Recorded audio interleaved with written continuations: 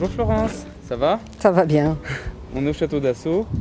Est-ce que tu peux nous expliquer un petit peu qu'est-ce que c'est le château d'Assaut et à quoi ça correspond en surface, etc. Bon, il faut savoir que Saint-Émilion, effectivement, il y a plusieurs terroirs, il y a 5 terroirs bien différents.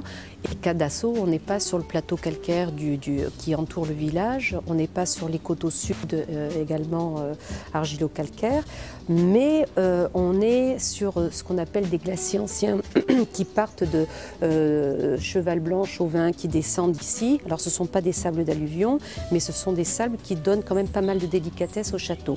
C'est 27 hectares, donc pour Saint-Émilion c'est une plutôt grosse propriété, bien évidemment essentiellement plantée en merlot, avec quelques petits cabernets que j'aime bien produire aussi. Pour moi, cette définition de ce terroir, si je veux vraiment que le terroir s'exprime au maximum, j'ai besoin vraiment d'une vraie bonne maturité des raisins.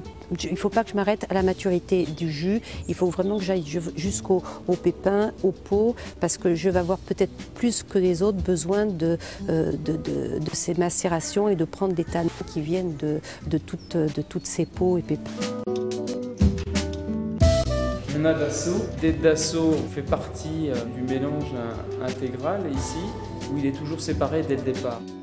Dans ce que j'ai défini pour être le grand cru, donc ce qui est ici aujourd'hui, je peux tout au long de l'année, pendant la période d'élevage, décider qu'un lot finalement qui me semblait bien et peut-être pas n'évolue pas comme je le voudrais, manque un petit peu de structure, et je peux décider de le descendre dans le dé de Dassault. Je fais un préassemblage et là je mets dans toutes mes expérimentations de barriques. Donc j'ai le même lot de vin dans tous mes essais de barriques et ça me permet de vérifier les qualités des barriques et l'évolution de ce lot final. Donc ça aussi, ça fait partie des multiples dégustations qu'on fait tout au long de l'année. Super.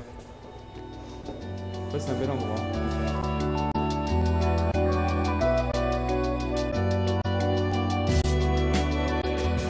Ça part sur Californie.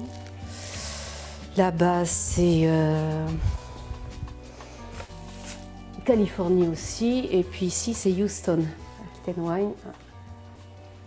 Houston, Texas, voilà. Ça part.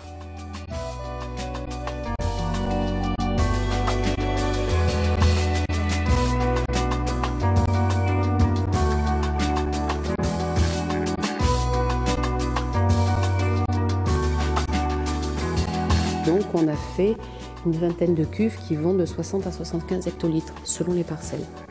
Donc complètement opérationnel depuis 2003, tout en béton. Et je suis très contente. Ouais. Ouais.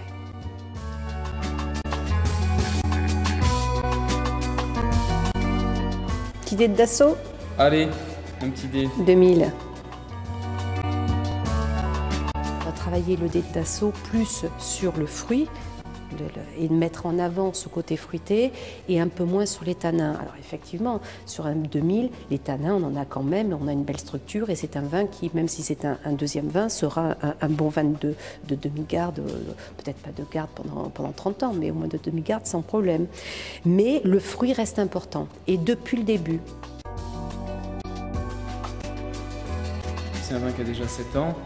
Et déjà, on a ce nez qui est légèrement, c'est un mélange un petit peu truffé, avec une toute petite note un petit peu de figues sèches, etc.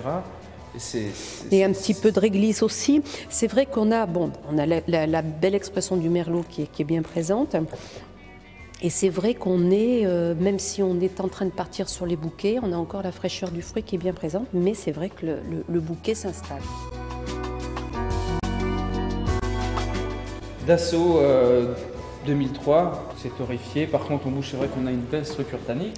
Très velours, il n'y a pas d'aspérité, il y a la longueur en bouche. Bon, c'est vrai que certains 2003 se resserrent un petit peu en finale. On n'a pas ça à Dassault. C'est vrai qu'il y a le côté velours, on l'a jusqu'au bout.